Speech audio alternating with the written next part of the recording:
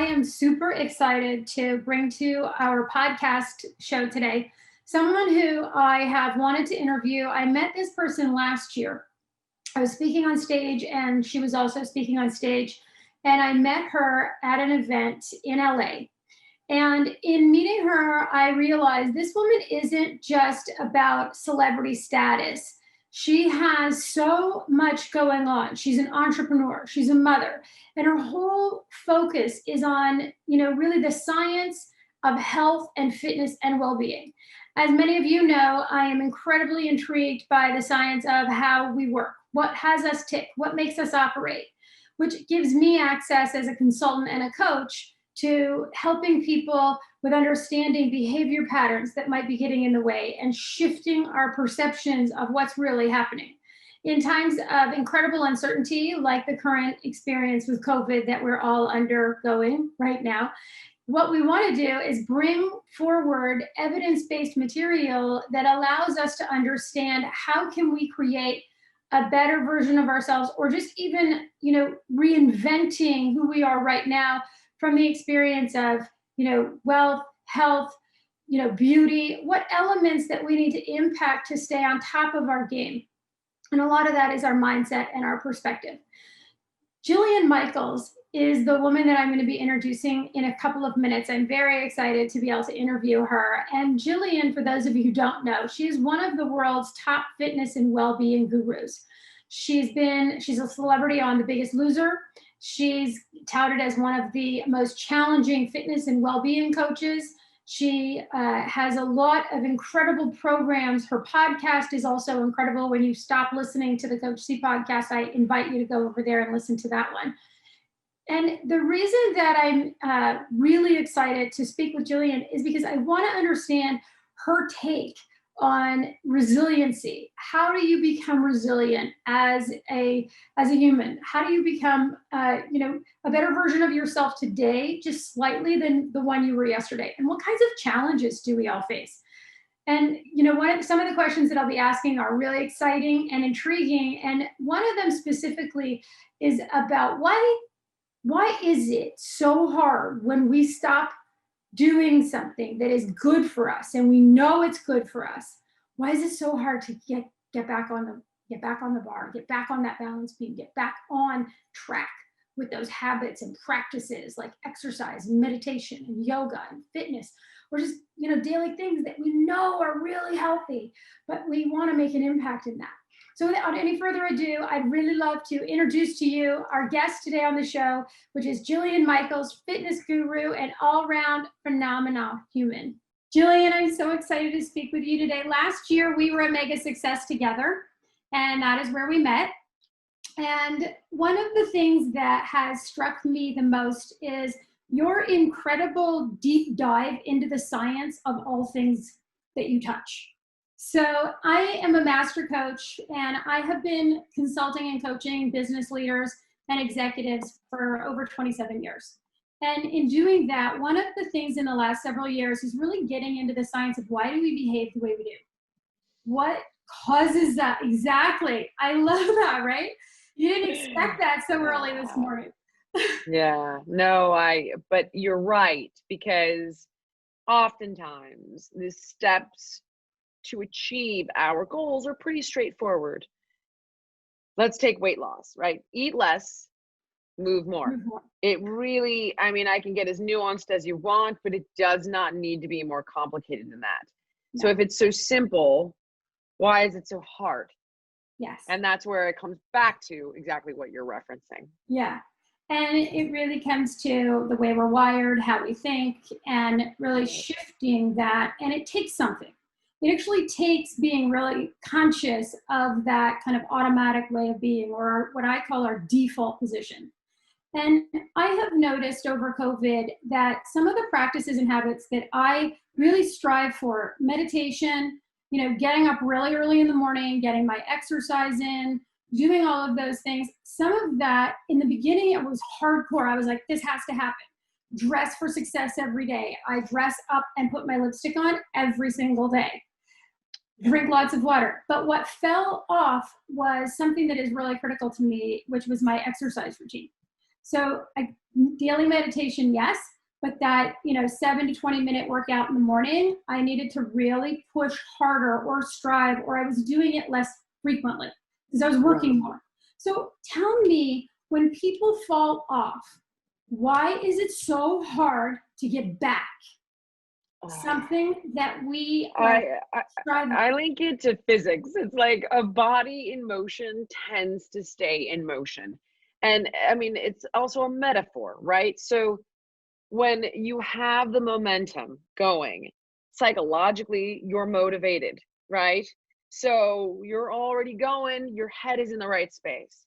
When you fall off the wagon, you've fallen off for a reason. Something in life has overwhelmed you, stressed you out, upset you.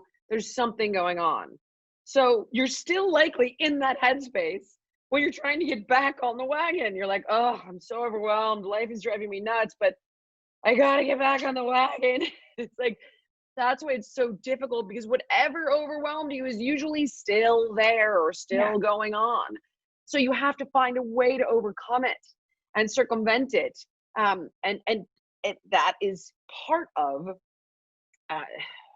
learning how to gain perspective, learning how to reconnect with your motivation, learning how to create a detailed goal or vision, forming an emotional connection to it, looking at the parts that are more adversarial to you in pursuing the thing that you want, and building support or behavioral cognitive controls, right? So for example, with food, well, I keep going to the fridge because I'm bored or I'm anxious. Okay, well then don't buy things that you don't want to binge on so that you can't eat what isn't there, right? All these different techniques of controlling the environment, building support, set yourself up to succeed. But that's why it's so tough, because what threw you off is likely still going on. Yeah. Does that make sense? Yeah, 1,000%. And I think the first part that you said was so important, is understanding what pushed you off first, right?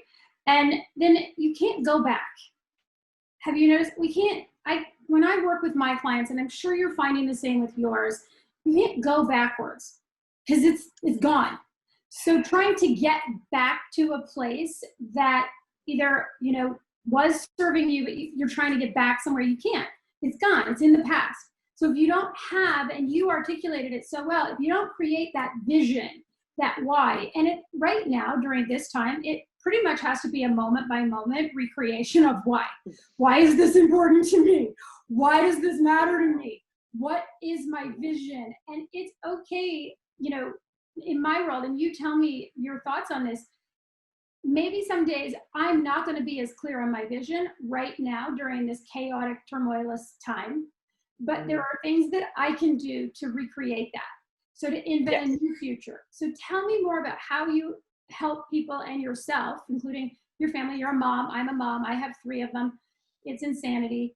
So it's like, how? 3. I have 2, and I'm like, I mean, I adore them, but wow, especially now, because it's really, really hard on kids. It's really hard on kids. And it's like, we're all having such a difficult time coping, right? That it's like, sometimes my daughter has not seen certain friends of hers in a year. But we'll put that aside, right? So we'll talk about that. It's important. I think one of the things that you do as a coach, right, is you ask leading questions. What is it that you want? What is it that you see? Oh, you want love, you want health, you want money. Okay, great. But how do you want to make that money? Has COVID redefined, you want to work from home from now on? You loved it, or you never want to do this again? You want to be in an office environment? What is it that's resonating for you? And you help them sort of drill down on the details of what actually makes them happy about their career and what doesn't, right? Or, what things in life they enjoy and what things they don't. But to be more specific, if you don't have a mentor or a coach helping you with this, here's one of the tools that I always recommend. It's a 2-week exercise. I, of course, would like you to continue doing it, but I make people be religious about it for 2 weeks. So every hour, on the hour, waking hours, obviously only, I'm not a complete savage, you set your alarm on your phone to go off, right? When it does, take an inventory. What are you doing? And how does it make you feel? So, okay, It's 11:04 for me right now, right? 4 minutes ago, bing, where am I? Maybe I would take that inventory when we were done. Oh, I'm doing an interview with you. Do I like it or do I not like it? Actually, I do like it. I'm connecting with somebody I identify with. We're sharing thoughts on how to help people. We're brainstorming together. It inspires me. It gives me meaning. It gives me purpose. I want to do more of this. Yes. Conversely, right? And it could be the people you're hanging out with. Do you want to cultivate those relationships? It could be activity. It could be like, oh, I've spent so much more time with my kids at home. I've gotten into homeschooling. You know what? I think I want to go back to school and become a teacher. Maybe you want to open up a daycare when all is said and done because you've actually loved this whole dynamic, right? Every hour on the hour, what are you doing? Who are you with? How does it make you feel? If you like it, cultivate more of it. Yeah. If you don't like it, right, start to unwind certain aspects of your life. If there are relationships that you are like, this has actually been really unhealthy for me, the dynamic doesn't make me feel good, I think I need to unwind this relationship and look at why I was in this dynamic with that person. So that's one of the ways that I help people cultivate their passion and identify very specific goals. And then once you have them, right, you've got the why to tolerate the how, which is the work associated with the goal. Yeah. You can then chart a roadmap to get somewhere because you're no longer saying, I want to go northeast, which is like, I want to be healthy, right? What does that even mean? Northeast where? Where? The Empire State Building, the Boston Freedom Trail? Where are you going, right? You can't do it unless you have a clear vision of where you want to be. And while life does happen while we're making other plans, the key is you were making plans. You put passion, effort, and intention into the world. So while you might have thought you were planting an apple tree and you ended up with a peach tree, nevertheless, something great will come out of that. So sorry, it was a very long diatribe. No, you used some words in there that I want to unpack because you talked about intention. And when I work with clients, and I'm sure this is also with you, when we have an intention, you set your intention, you set your purpose. There might be 16,000 ways or infinite possible ways to execute on that intention. But if you don't at least have the intention, there's zero execution. Exactly. Literally, that's what I tried. It's just like literally saying, I'm going northeast.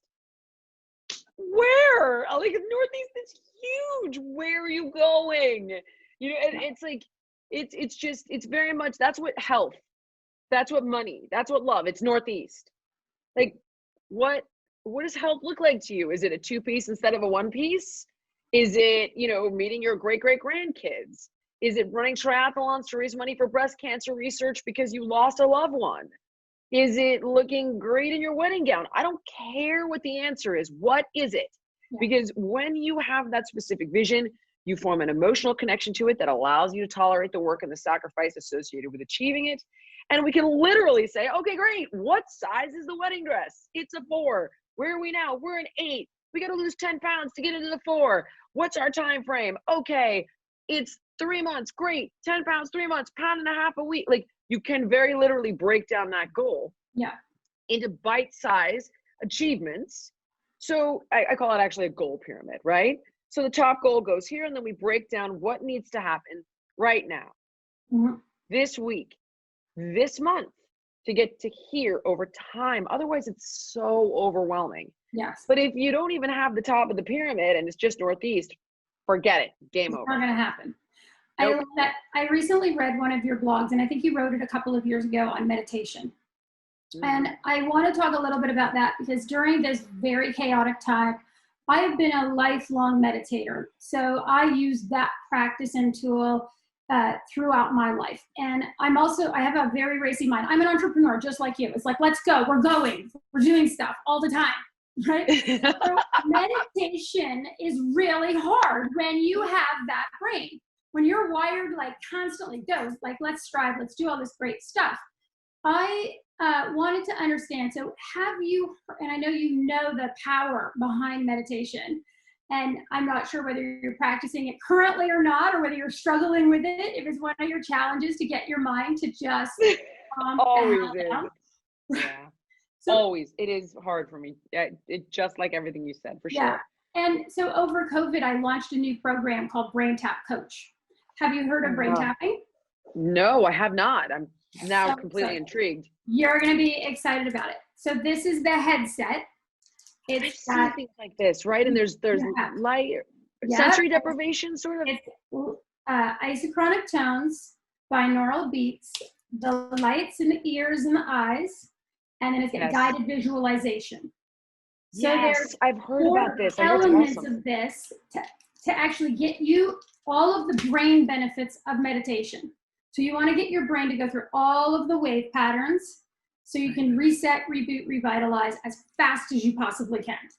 And this, you can fall asleep with this on in your head. You don't have, it does you versus you doing it. Doing it. Right? Oh God, that sounds like heaven, doesn't it? It is. I'll send you one, and I'll send you my app. Oh my gosh. No, Yeah. I'll support. I actually, you've got me completely intrigued because I do understand. I actually understood the value of meditation on so many levels: longevity, quality of life, overall health and wellness, mental well-being, when I wrote a book called The 6 Keys. Yeah. And it was all about anti-aging and longevity. And that theme kept reoccurring in all of the research. And I was like, oh, I've got to just do this. Okay. And I've never been good at it. It's always been a struggle for me. And I tend to go to it like aspirin, right? I'm like, Right. I gotta do 5 minutes. I'm like, my world is, and it's hard. And I will absolutely support. I'll get your information because I would love to check that out. You don't need to send me one. I can't imagine that's cheap. I'm happy to support, and I would love to try it out. Yeah, and I think the benefit, what you just talked about with the health benefits, but not only right now, but with that racy mind that we all have, and the anxiety levels are higher, and we don't even realize we're not breathing. We don't even realize we're just gripping, like we're gripping all day long. You're homeschooling your kids. You're doing this. You're doing that, right? And so when I started this practice with Braintap, I really got into it. So that's why we launched Braintap Coach, because it's just incredible at giving us the benefits of reducing our anxiety, clarity, and focus. So I'm in such denial about this. I've headed into a period of my life where my brain is on a fog all day long. There's nothing I'm going to be able to do about that. It is part of my age. I'm 39 for the last decade, so we'll just call it what it is.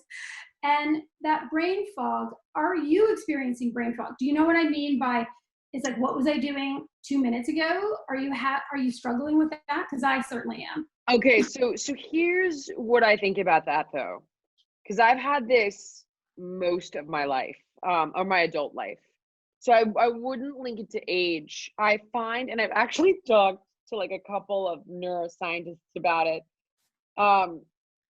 because I'm like, dude, do I have like early onset Alzheimer's? What is this? Yeah.